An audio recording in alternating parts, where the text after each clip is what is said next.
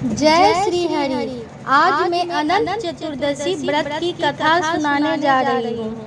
अनंत चतुर्दशी भाद्रपद शुक्ल चतुर्दशी के दिन मनाई जाती है। इस दिन भगवान विष्णु के अनंत स्वरूप की पूजा होती है।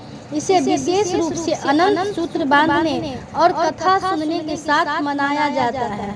व्रत कथा। प्राचीन समय में एक ब्राह्मण थे, सुमंत नाम था। उनकी पत्नी दीक्षित बड़ी धर्मपरायण थी, परंतु सौतेली पत्नी का नाम कुमुदती था। एक दिन सुमंत अपनी कन्या सुशीला के विवाह हेतु उचित वर की खोज में थे। तभी उन्हें एक मुनि का पत्र मिला और सुशीला का विवाह उससे हो गया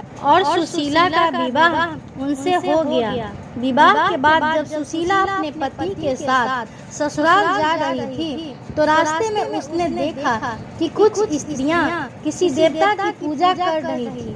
वे सभी लोग भगवान विष्णु के अनंत स्वरूप की आराधना कर रही थी। सुशीला ने उनसे इसके विषय में पूछा तो उन्होंने बताया कि यह अनंत चतुर्दशी का व्रत है। सुशीला को यह सुनकर बहुत अच्छा लगा।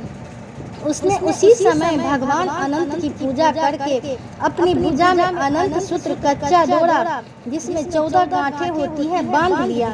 इसके प्रभाव से उनके जीवन में सुख समृद्धि आने लगी। परंतु जब उसके पति ने यह देखा तो उन्होंने कहा, ये सब व्यर्थ है, कोई डोरा बांधने से सुख नहीं मिलता है। इतना कहकर उन्होंने अनंत सूत्र को तोड़कर फेंक दिया। इसके बाद धीरे धीरे उनके घर की सारी समृद्धि समाप्त हो गई।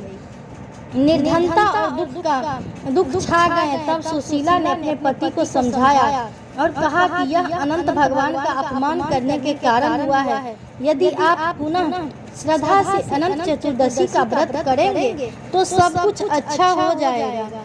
पति को अपनी गलती का एहसास हुआ और उन्होंने अगले वर्ष पुनः पूरे विधि विधान से भगवान विष्णु के अनंत रूप की पूजा की और अनंत सूत्र धारण किए।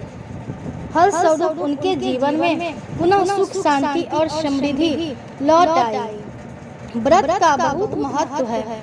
इस दिन भगवान विष्णु अनंत स्वरूप की पूजा करने और अनंत सूत्र बांधने से जीवन में सुख शांति और समृद्धि आती है। यह व्रत 14 वर्षों तक लगातार करने की मान्यता है। इस व्रत से पाप नष्ट होते हैं और घर में लक्ष्मी की स्थिरता